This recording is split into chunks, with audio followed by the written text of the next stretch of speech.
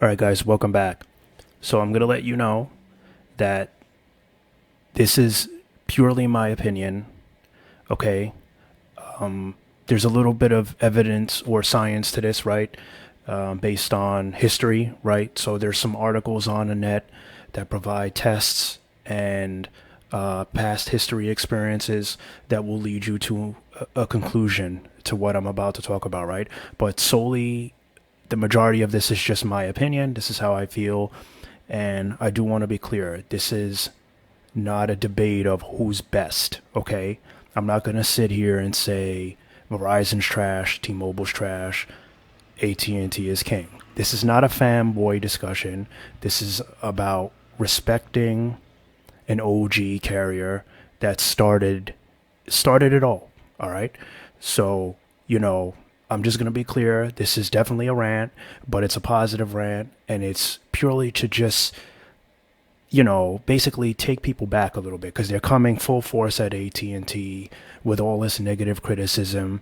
And, it's basically been going on for a little bit, especially now since T-Mobile unveiled their new Go 5G plans.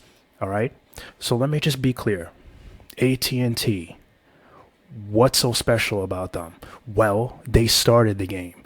They are the original telecommunications carrier, okay? They started it. Bell Atlantic, okay? Let me read something to you. This is off of Wikipedia, all right? Let me just start this with this little article right here. This little piece of data right here. AT&T was founded as Bell Telephone Company by Alexander Graham Bell. We all know who that is, right? Thomas Watson and Gardner Green Hubbard. When did they do this? In 1875. Okay? By 1881, Bell Telephone Company had become the American Bell Telephone Company. What does that mean? That means that they started the game. There was no telephone before Bell Telephone Communications. There was no T-Mobile yet. There was no Verizon yet. So, let me just be clear. Before you say AT&T is in trouble, AT&T is trash, AT&T is finished, T-Mobile is cleaning house, let's be clear. You don't last this long if you don't know what you're doing, if you have nothing to offer, if you're not a legend. Staying in business is not easy, especially for this long. Has AT&T made bad decisions? 100%. You cannot be in business this long and not make some bad decisions, right? That's part of being in business. You need to test the waters. You need to try things out. And it's a very competitive market. As time goes on, companies struggle to stay relevant. They struggle to stay popular. They want to do what they think the newer generations are going to appreciate. And then, sometimes they may lose some of their original customers because they're trying too hard to be new and modern. So it's a struggle, right? They're trying to find the bridge to basically, unite the old members, the original members with the new members, right? They want the older generation to stay with them, to appreciate the service, but yet they want to wheel in the new service, the new people, right? So it's a struggle, right? So the thing with AT&T is everyone's like, well, this new Go 5G plan, it's basically offering what AT&T's elite plan is, unlimited premium plan is offering, and it's less. Well, first off, let's just start with the pricing. Why is it less? AT&T charges taxes. You know what would make AT&T the king in this category? Get rid of taxes. They get rid of the taxes, well, now the plans are equal in price. Then it comes down to who's your favorite? Who do you depend on? Who's the better carrier? Who's the carrier that when you're stuck somewhere in some, desert area where there's no big buildings around, who's the one that's going to connect to that one bar when you need AAA? You got a flat tire, or you just need to make a call for whatever reason. That's what it's going to come down to, right? Who's the better carrier? Who has more cells? Who's more dependable?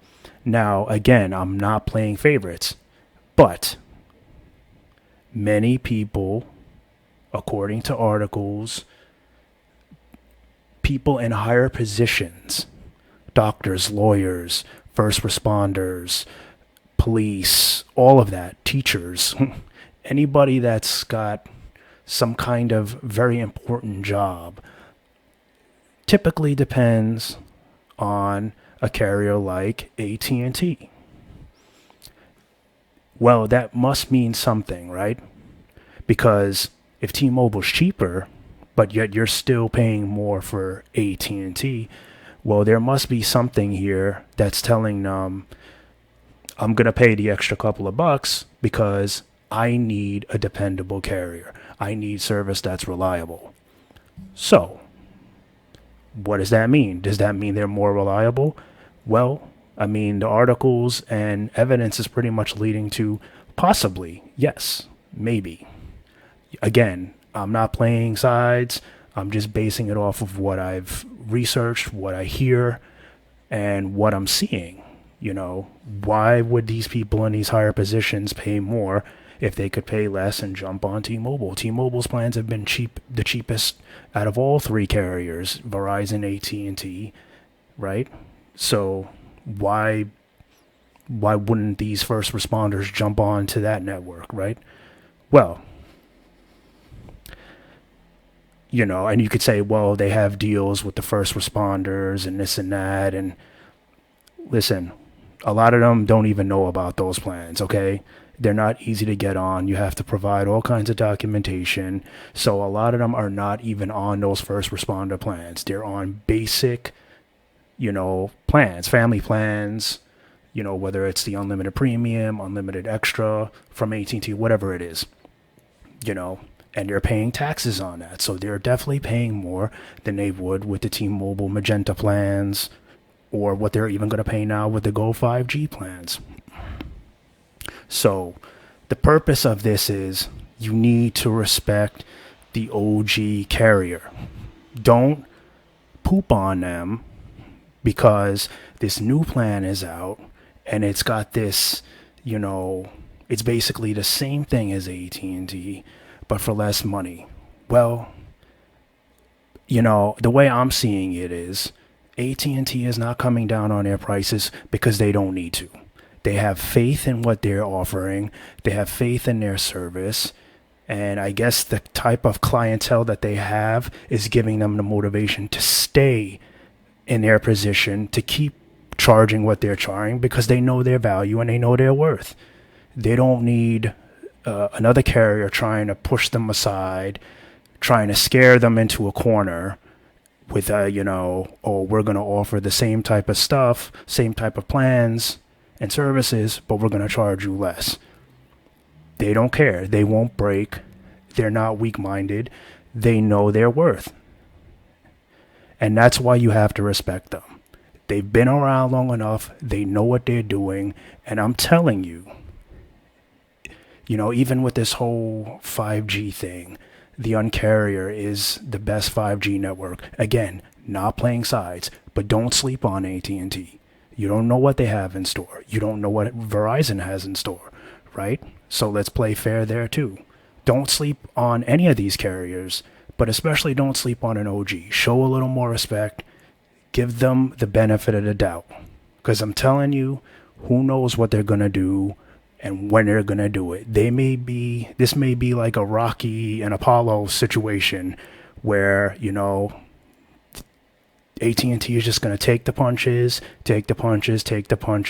and then they're just going to knock you out of nowhere. They're going to wait till you have nothing left, till you've exhausted all your options, until everyone's tired of what all the other carriers are doing, and then they're going to come out and possibly knock everybody out.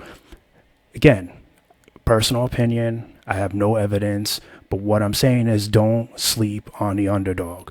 Don't count them out because you see this fancy new repackaged plan from T-Mobile. And don't let the news outlets tell you this. Don't let you tell them that. Don't let them sell you a fairy tale. Okay? Because that's what it looks like now. Everybody's all with the, ooh, T-Mobile just knocked AT&T and out. Knocked them out. That's why I'm doing this. No, they didn't. No, they didn't.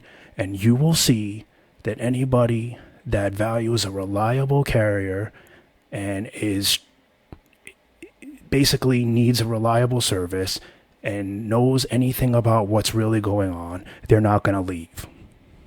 They're not going to leave AT&T to save $10 a month, because they know that if they do, when they go upstate or when they go to another city and it's more, it's out of the city, it's a quiet area and there's not many cells around, they know that they can get that connection from miles away.